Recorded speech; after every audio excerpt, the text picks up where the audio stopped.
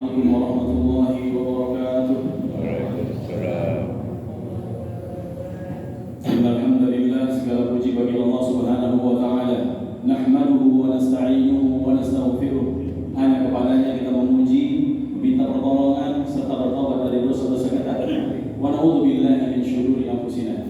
Dan hanya kepada Allah pula kita meminta agar dijauhkan dari keburukan-keburukan diri kita, wa min sayyiati a'malina, dan dari segala dosa yang pernah kita lakukan. May yahdihillahu fala mudilla lahu. Barang siapa yang telah memberikan petunjuk maka tidak akan pernah sesat selamanya. Wa may yudlilhu fala hadiya lahu. Barang siapa yang telah Allah sesatkan maka tidak ada yang bisa memberikan petunjuk selamanya. Asyhadu an la ilaha illallah wahdahu la syarika lahu wa asyhadu anna sayyidana Muhammadan abduhu wa rasuluhu alladzi la nabiyya ba'da. Kita semuanya bersaksi bahwa tiada Tuhan yang berhak disembah kecuali Allah Subhanahu wa taala, dan kita bersaksi bahwa Nabi Muhammad sallallahu alaihi wasallam adalah pemimpin kita, sayyid, adalah utusan Allah, dan Nabi sallallahu alaihi wasallam ini yang memandu kita menuju pulang kepada akhirat. Alladzi la nabiyya ba'da, dan tidak ada lagi nabi setelah Nabi Muhammad sallallahu alaihi wasallam.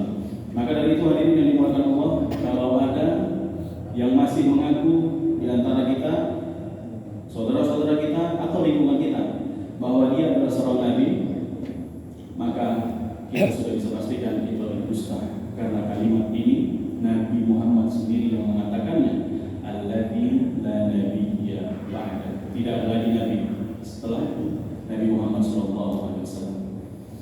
Berikutnya, jemaah yang dimuliakan Allah, pada kajian singkat ini kita akan mengangkat satu judul, yaitu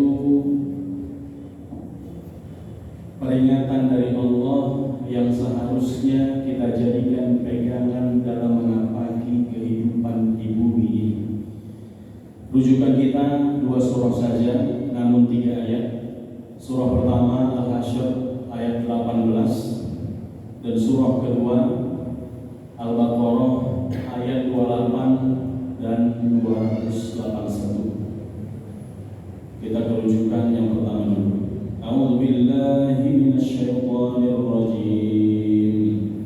Ya ayyuhalladzina amanu taqullaha wal tanzur nafsum ma qaddamat lighadin wattaqullaha innallaha khabirun bima ta'malun. Ya ayyuhalladzina amanu. Allah Subhanahu wa taala mengatakan, hai orang-orang yang beriman. Pesan ini hanya diperuntukkan orang-orang yang beriman saja. Maka dengan tegas Allah mengatakan, ya ayyuhalladzina amanu, diikuti kalimat takwa, ittaqullah, perintah takwa. Sudah Allah mengatakan, hai orang-orang yang beriman, ya ayyuhalladzina amanu ittaqullah, bertakwalah kepada Allah. Poin pentingnya, wal tanzur nafsum ma qaddamat lighad, dan perhatikanlah kata Allah persiapan apa yang sudah kalian lakukan untuk hari esok. Hari esok ini maksudnya hari pulang ke kampung akhirat hari itu. Banyak di antara kita karena nikmatnya hiburan yang Allah berikan di muka bumi ini, sehingga terlupa bahwa bumi ini, dunia ini tempat meninggal. Dunia yang saat ini sedang kita singgahi hadirin, ini tempat meninggal. Berani tidak berani, siap tidak siap, berani tidak berani, siap tidak siap, takut atau tidak takut, dunia ini tempat meninggal. Akhir tempat kita tinggal. Maka peringatan dari Allah di surah Hasyr ayat 18 tadi, sudah siapkah atau di manakah persiapan kita saat ini? Hadirin yang dimuliakan Allah, beberapa bulan lalu kita melewati bulan pelatihan. Setiap tahun bulan pelatihan ini datang menghampiri diri kita. Bulan pelatihan ini kita biasa sebut dengan sebutan Ramadan. Kenapa dikatakan bulan pelatihan, hadirin? Karena dengan tegas Allah firmankan, ya ayyuhalladzina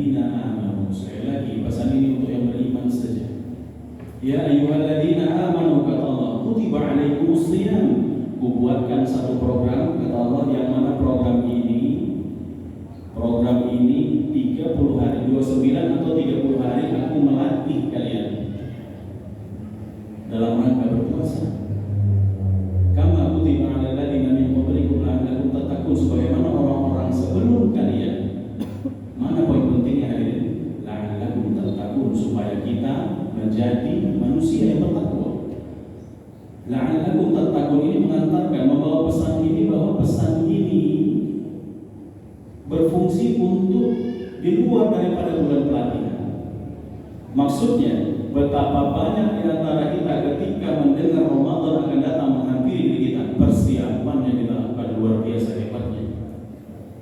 Mulai dari mempersiapkan mukena baru, baju baru, memprogram kegiatan ibadah, sholat tarawih, sholat malam, kemudian tadarus Quran, dan lain-lain.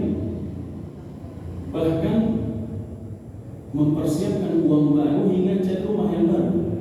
Pertanyaannya, hadirin yang dimuliakan Allah, amal yang kemarin di bulan Ramadan kita lakukan sudah di mana sekarang?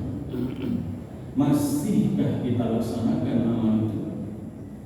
Karena kalimat pesan daripada Allah Subhanahu wa taala supaya kita bertakwa, la'allakum tattaqun, artinya 30 hari, 29 atau 30 hari Allah latih kita, Allah training kita untuk keluar dari bulan pelatihan ini membawa takwa ini. Pertanyaannya, tanya pada diri sendiri, sudah di mana kita saat ini? Sehingga hadirin yang dimuliakan Allah, ada perkataan alim ulama yang masyhur sekali, barangkali kita sudah sering dengar semua. Bunyinya, kun rabbaniyan wala takun ramadhaniyan. Jadilah hamba Allah yang benar-benar hamba Allah, yang sungguh-sungguh hamba Allah.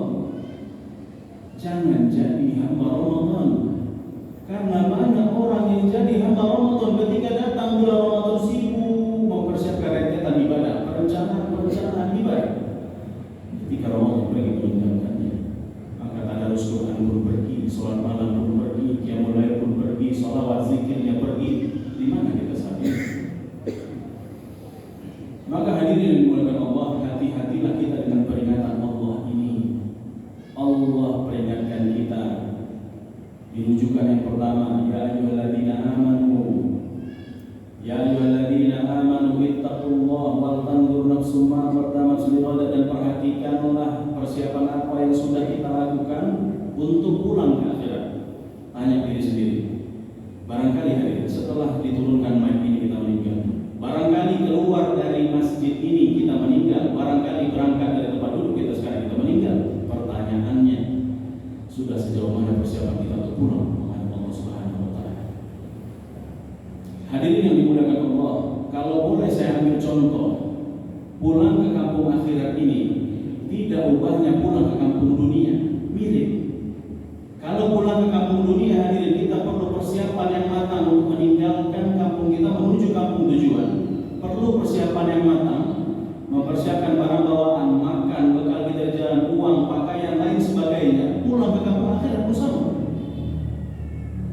Perjalanan ke akhirat ini panjang sekali. Kalau boleh saya ambil contoh sekali lagi, seberapa jauh sih perjalanan akhirat itu? Umat Nabi Adam sampai umat Nabi Muhammad yang terakhir hidup nanti di muka bumi ini.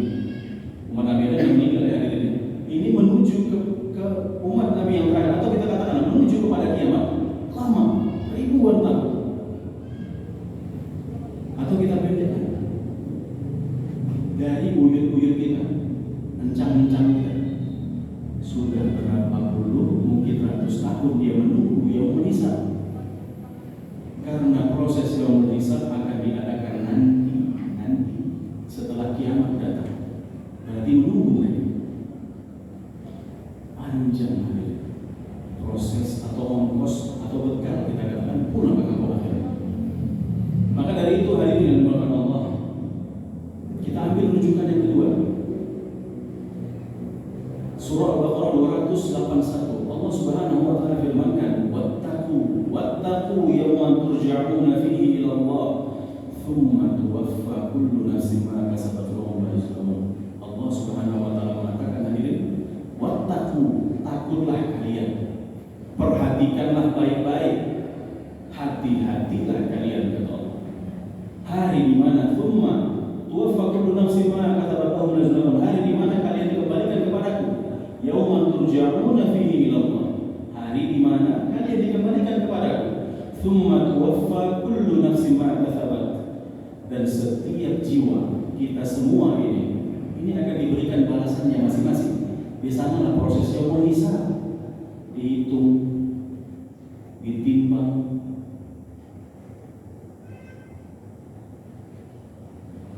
Kemudian kalimat yang waktu itu bahwa namun dan tidak ada yang dizalimi sedikit pun. Maka hadirin yang dimuliakan Allah, pernah sahabat bertanya kepada Rasulullah SAW, ya Rasulullah, dulu kami sebelum beriman dengan Islam, kami berada di jalan kekufuran dan banyak sekali kezaliman yang kami lakukan. Bagaimana caranya agar kami dimaafkan Allah? Apa jawaban Rasulullah SAW? Bapak Ibu, astaghfirullah, astaghfirullah. Beristighfarlah kalian kepada Allah dan mengucapkan astaghfirullahaladzim, maka kalian akan diberikan ampun.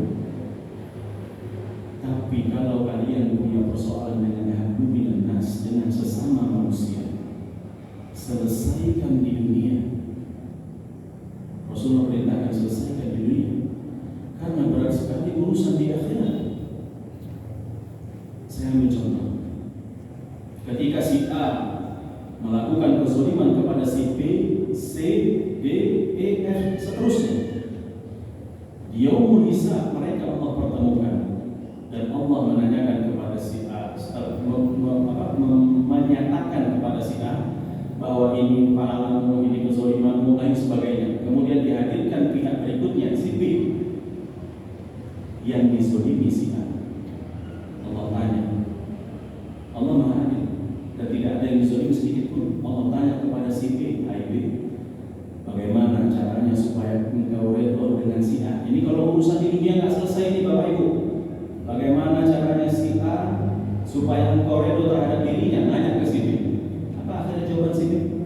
Ya Allah, pahalaku sedikit karena sibuk aku bekerja mencari nafkah, ibadahku banyak umumnya. Sebab kezaliman yang dilakukan ya Allah, aku minta pahalanya. Akhirnya Allah itu kezalimannya, kemudian Allah timbang dengan pahalanya, kemudian pahala si A diambil dan diletakkan kepada si B. Urusan B selesai. Datang C dengan pertanyaan yang sama, si C juga minta ya Allah pahalanya. Ambil pahala, Allah timbang, kemudian Allah berikan kepada si C. Si D datang, si D datang, si F datang. Akhirnya hadirin yang dimuliakan Allah, pahala si A habis. Ketika yang berikutnya datang dan pertanyaannya masih sama, hai fulan, bagaimana agar kau ikhlas terhadap perbuatan kezaliman kita terhadap keluargamu? Apa jawaban yang berikutnya ini? Bisa jadi jawabannya begini Bapak Ibu. Ya Allah, aku tengok pahalanya nggak banyak, tapi dosaku terlalu banyak. Ambil ya Allah dosaku, timpakan pada dia. Dan kita akan dipertemukan dengan peristiwa ini, siap tidak siap, berani tidak berani. Maka wasiat dari Rasulullah SAW, kalau kita memiliki persoalan kepada manusia, selesaikan di dunia. Hadirin yang dimuliakan Allah Subhanahu wa Ta'ala, kematian ini pasti datang. Berani tidak berani, siap tidak siap, kuat tidak kuat.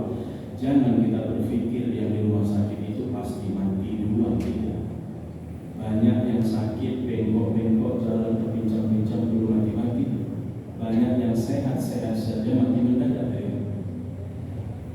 Maka persiapkanlah diri kita, karena kematian ini datangnya nggak pernah ngasih aba-aba. Sebenarnya aba-abanya ada, cuma kadang-kadang kita terlupa. Aba-abanya ada. Maka hadirin yang dimuliakan Allah, jangan lari dari perhatian Allah Subhanahu wa Ta'ala. Bahkan Allah mengajarkan kita, kalau mau diingat Allah, kata Allah Subhanahu wa Ta'ala, fadhkuruni adhkurkum, kalau mau aku ingat denganmu, maka ingat aku, kata Allah. Maka kalau mau perjalanan hidup kita ini senantiasa dalam tuntunan Allah. Hadirin yang dimuliakan Allah, kalimatnya tuntunan, bukan tontonan. Bukan dilihat-lihat saja sama Allah, tidak, tapi dituntun. maka ingatlah Allah. Sampai-sampai Allah memandu kita dalam hidup ini, hadirin yang dimuliakan Allah, dalam surah Ghafir ayat 60 Allah firmankan, "Ud'uuni astajib lakum." Mintalah kepadaku maka aku akan ijabah doa-doa kalian. Betapa banyak di antara kita yang sampai saat ini mungkin masih ada yang tidak meminta kepada Allah. Al-Quran yang ada di rumah kita itu, hadirin yang dimuliakan Allah, ini adalah tuntunan. Bukalah Al-Quran itu dan baca terjemahnya serta tafsirnya. Betapa banyak kita membaca Al-Quran ini sekedar lewat saja, padahal Al-Quran isinya tuntunan, bukan tontonan. Maka hadirin yang dimuliakan Allah, Allah juga menyertakan dalam firman-Nya perihal kematian ini. Allah firmankan, kullu nafsin dha'iqatul maut. Setiap yang bernyawa pasti akan merasakan yang namanya kematian. Maka jangan kita merasa hebat di dunia ini sementara Nabi SAW memberi apa-apa kepada kita. Nabi SAW mengatakan, "A'maru ummati baina sittin ilaihi sab'in." Umur umatku, kata Nabi SAW, antara 60, dimulai dari 60 hingga 70 tahun. Dan jarang yang sampai 70 tahun ini. Kalau ada di antara kita yang saat ini sedang menuju ke 60 tahun, maka siap-siaplah kita. Kalau ada di antara kita yang hadir ini sudah sampai 60 menuju 70 tahun, maka juga siap-siaplah kita. Kalau ada yang di antara kita berhadir ini yang usianya sudah 70 tahun, jangan bangga diri hari ini. Tetap kita harus bersiap-siap. Karena perkara pulang ini perkara pasti. Dan pulang, bagaimana caranya kita pulang? Ini sebagaimana kebiasaan kita. Ada orang yang pulang dalam sujudnya, ada orang yang pulang dalam baca Qur'annya, ada orang yang pulang dalam doanya, ada orang yang pulang dalam tahlilnya, ada orang yang pulang banyak, lagi jualan, lagi berjalan, lagi bernafas. Kalau Allah suruh pulang, maka harus pulang kita. Maka buatlah persiapan sebelum pulang menuju ke kampung akhirat ini, hadirin. Ketiga, Allah Subhanahu wa ta'ala memberitahu kita di dalam surah Al-Baqarah ayat 28. Allah firmankan, "A'udzu billahi minasyaitonir rajim. Kaifa takfuruna billahi wa kuntum amwatan fa ahyaakum." Kata Allah. Kaifa, bagaimana kalian ingkar kepadaku? Tsumma yumitukum, tsumma yuhyikum, tsumma ilaihi turja'un. Padahal tadinya kalian mati, kemudian aku menghidupkan kalian, kemudian aku mematikan kalian, kemudian aku menghidupkan kalian. Tsumma ilaihi turja'un, dan kepadaku lah kalian akan dikembalikan. Ayat ini, hadirin, firman ini dengan tegas menyatakan kepada kita, manusia mengalami 2 kali fase kehidupan dan 2 kali fase kematian. Kematian yang pertama sudah kita lalui saat kita berada di kandungan ibu kita, sebelum ditiupkannya ruh maksudnya. Dan kehidupan yang pertama yang hari ini, saat ini kita jalani di bumi Allah ini kehidupan yang pertama. Dan kematian yang kedua, hadirin, perlahan-lahan, berani tidak berani, siap tidak siap, hari ini kita sedang berjalan menuju ke kematian itu. Dan kehidupan yang kedua nanti setelah kematian di mahsyar, Allah hidupkan kita kembali untuk mempertanggungjawabkan kehidupan yang pertama ini. Untuk apa kita lakukan? Maksudnya hidup kita di bumi ini ngapain aja kita?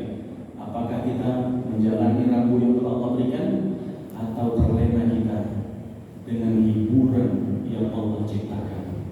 Hadirin yang dimuliakan Allah, Allah Subhanahu wa ta'ala firmankan, berpesan kepada kita. Allah mengatakan, Allah firmankan, alladzi khalaqal mauta alladzi billahi minasyaitonir rajim. Tidak kuciptakan jin dan manusia kecuali untuk beribadah kepadaku. Wa ma khalaqtul jinna wal insa illa liya'budun, kata Allah. Tidak kuciptakan jin dan manusia kecuali untuk beribadah kepadaku. Pertanyaannya, sudah benarkah ibadah kita?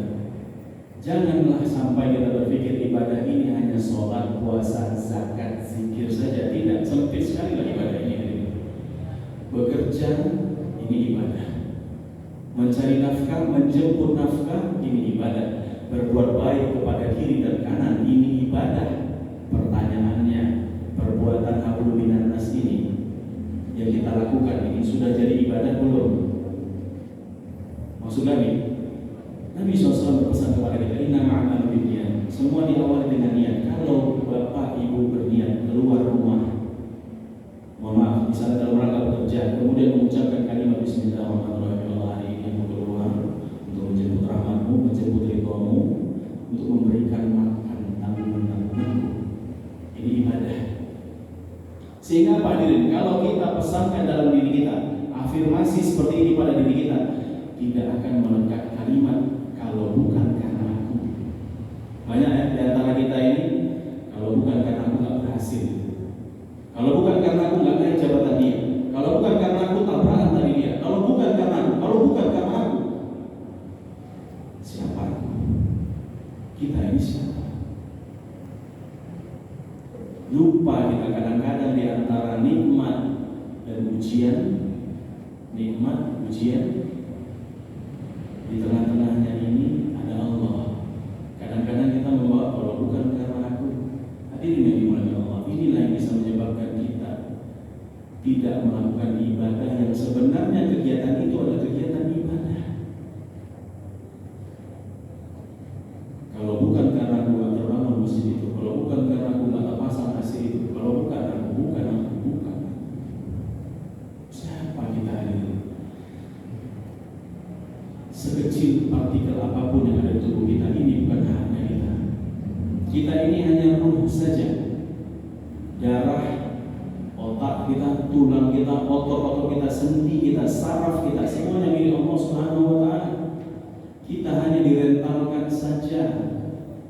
Maka hadirin yang dimuliakan Allah, jasad ini nanti pun akan dipertanyakan oleh Allah, benar tidak kita mengurusnya? Kalimat ini menuntut kita untuk olahraga berada. Olahraga, berpikir jernih, banyak pikir supaya jantungnya nggak mau keras-keras, yang bikin sakit jantung. Nanti ditanya kita oleh Allah Subhanahu wa Ta'ala, badan ini untuk apa? Maka persiapkan diri kita sebelum menghadapi pertanyaan-pertanyaan dari Allah yang banyak ini. Tangan ini, jari ini, semua dipertanyakan oleh Allah. Kaki kita dipertanyakan oleh Allah. Sampai-sampai mata pun dipertanyakan oleh Allah. Melihat kemana mata ini? Telinga mendengar kemana telinga ini? Yang baik kah, yang buruk kah?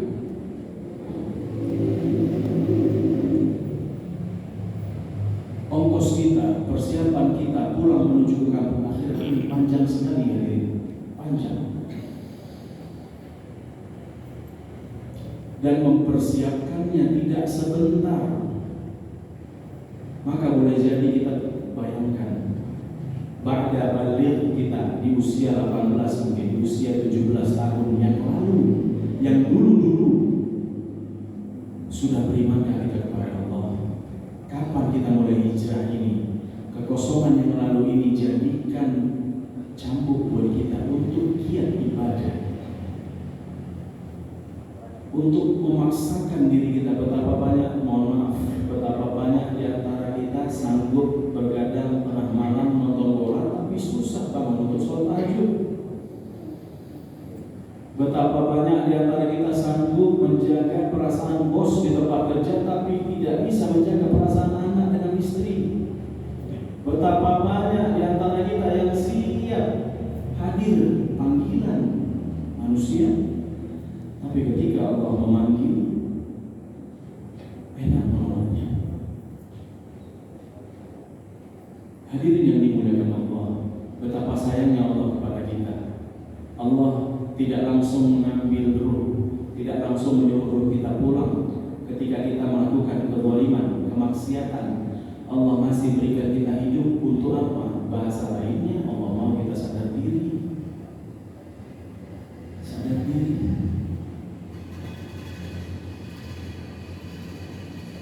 Walaupun sebenarnya hadirin yang dimulakan Allah, masuk dalam surga ini bukan 100% karena ibadah kita, bukan.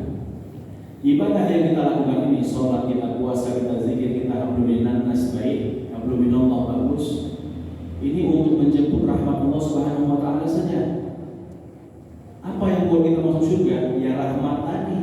Allah merahmati kita, maka masuk surga lah kita. Terus kalau kita tidak mencari rahmat Allah, berharap masuk surga, mau jalur apa? Boleh jadi kita ambil satu contoh. Ketika pulang dari pajak, ibu-ibu misalnya, ketika pulang dari pajak belanja jam 7 atau jam 8 pagi sampai di rumah, kemudian berpikir aku mau sholat duha dulu. Kalau aku masak dulu, maka sholat duhanya habis. Maka aku sholat duha dulu. Akhirnya ibu beres-beres. Belanjaan tadi kita taruh di dapur. Tatkala selesai beres-beres dan mau melangsungkan sholat duha, takbir pertama, masya Allah khusyuknya. Ketika takbir pertama, takbiratul ihram selesai, Allahu Akbar selesai, bunyi plastik kresek kita. Pernah terjadi ini. Bunyi kantong plastik kita mulai cemas. Baca suratul Fatihahnya balap. Kemudian langsung bawa surat Ad-Duha atau Al-Ikhlas langsung potong pendek. Kemudian bunyi suara meong.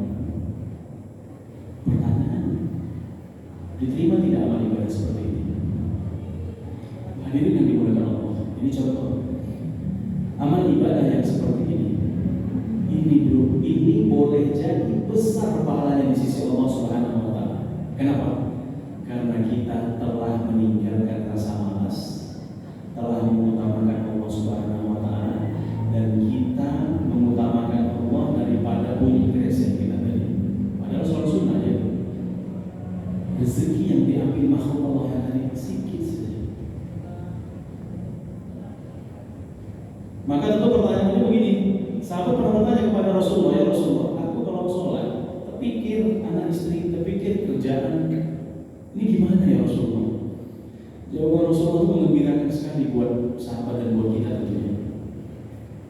Kata Rasulullah SAW, boleh jadi itu ibadah yang paling ikhlas, ibadah yang paling tulus. Kenapa?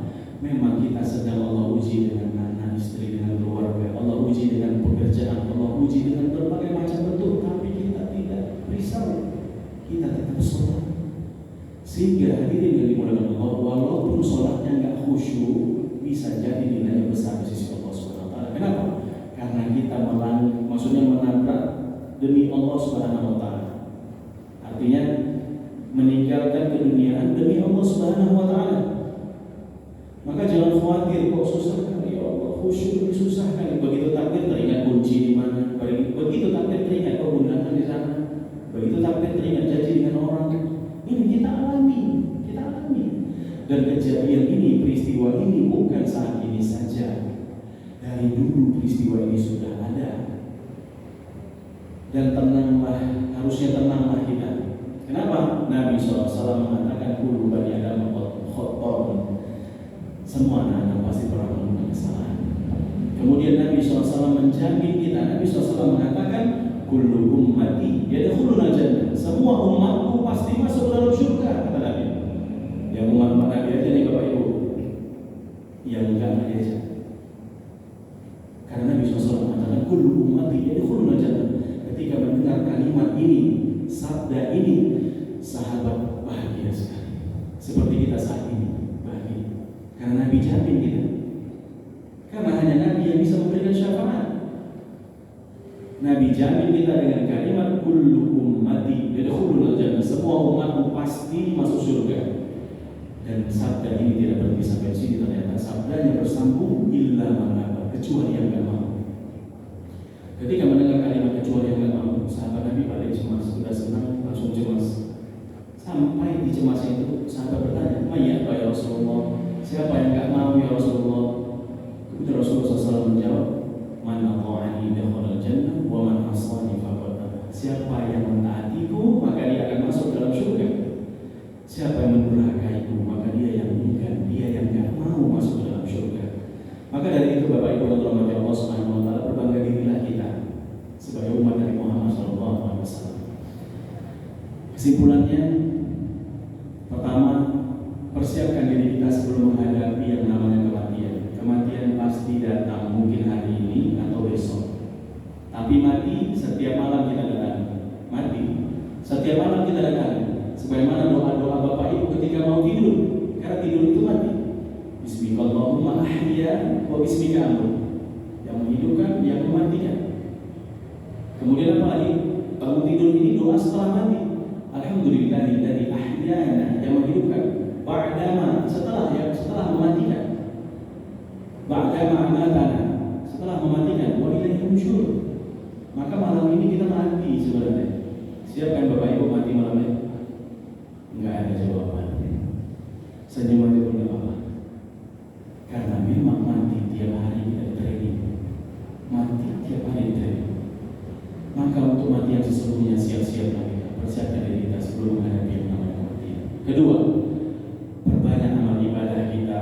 Yang kecil-kecil pun bisa jadi ibadah, Bapak Ibu. Senyum kepada orang, menyenangkan hati taman ini ibadah. Bukan hanya sholat, puasa, zakat saja, tidak. Senyum kepada orang yang kita senyumin senang, paham. Banyak hal-hal yang bisa kita jadikan ibadah. Ketiga, jaga hubungan dengan Allah lewat zikir dan ibadah. Perbanyak zikir dan ibadah kita. Keempat, banyakkan sholawat kepada Rasulullah SAW. Nabi SAW satu-satunya yang bisa memberikan kita syafaat atas izin Allah Subhanahu wa taala. Maka jangan lewatkan. Sampai-sampai Allah memberitahu kita, menuntut kita, innallaha wa malaikatahu yusholluna 'alan nabi, kata Allah. Allah dan para malaikatnya bersolawat kepada Nabi. Lantas siapa kita Bapak Ibu enggak sholawat kepada Nabi? Apa jaminan kita menghadap Allah? Maka perbanyak sholawat kepada Nabi SAW. Kelima, persiapkan anak keturunan kita yang bisa mendampingi kita ketika mati nanti. Maksud kami, bahasa umumnya, persiapkan anak keturunan kita menjadi anak soleh dan solehah, khususnya yang bisa mendampingi kita ketika mati nanti. Banyak orang tua yang tidak didampingi anaknya ketika mati. Kenapa? Takut dia melihat ayah ibunya mati. Tinggal kita pilih anak kita mau mendampingi anak kita atau tidak, Bapak Ibu. Pilih. Tinggal Anda lakukan, anak kita mau mendampingi kita atau tidak. Karena berulang kali kami pernah dipanggil ke rumah, anaknya mengatakan, tolonglah Ustaz, ayah ibu kami sedang kerasukan. Ketika kami menghampiri, ternyata bukan kerasukan Bapak Ibu, tapi sedang nazar, borgor, sekarat, dalam kondisi nafas tersengal-sengal, tapi anak nggak ada yang dampingi. Padahal Bapak Ibu yang dirahmati Allah Subhanahu wa taala, ketika anak Adam meninggal dunia, ketika kita meninggal dunia, menjelang meninggalnya kita, iblis bondong-bondong turun mendampingi kita juga. Buat apa iblis datang Bapak Ibu? Memurtadkan kita, mengeluarkan kita dari keimanan kepada Allah ini. Maka perlunya anak yang mengerti, tidak meninggalkan kita. Semasa kita hidup di bumi ini Bapak Ibu, persiapkanlah mereka. Bukan urusan dunia saja yang penting, pulang ke akhirat ini penting. Dan ketahuilah Bapak Ibu, kita akan mati sebagaimana kebiasaan kita. Buatlah kebiasaan yang baik. Jangan sampai kita mati dalam keadaan buruk. Setiap saat doalah kita kepada Allah, Allahumma taqabbal minna innaka antas samiul alim wa tub 'alaina innaka antat tawwabur rahim. Doalah kita, Allah khtim lana bi husnil khatimah. Jangan doanya dunia terus. Doalah kita, Allahumma la sahla illa ma ja'altahu sahla, ya Allah, beri kemudahan ya Allah. Dan permudahlah Bapak Ibu yang dirahmati Allah Subhanahu wa taala. Kajian malam ini bukan untuk menambah kita, ini untuk menambah keimanan kita kepada Allah Subhanahu wa taala. Demikian yang dapat kami sampaikan. Warahmatullahi wabarakatuh. Assalamualaikum warahmatullahi wabarakatuh. Waalaikumsalam. Silakan.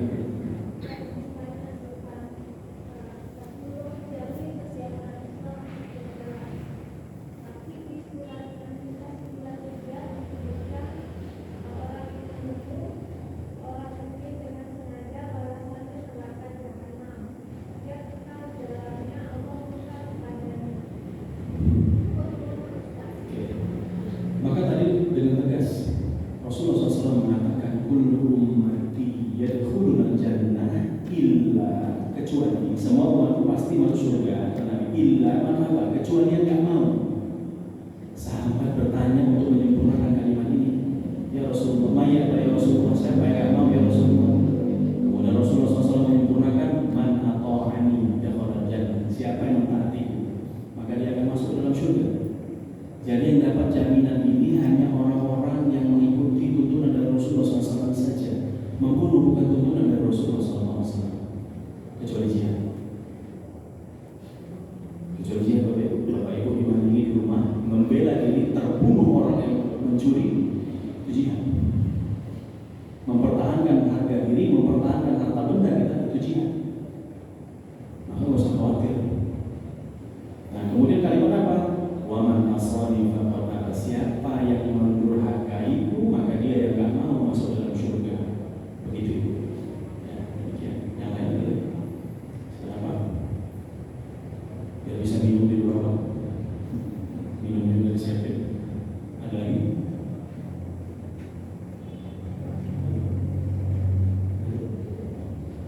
Kalau tidak ada doa lagi ya Bapak Ibu, karena tidak lama lagi akan azan. Astagfirullah.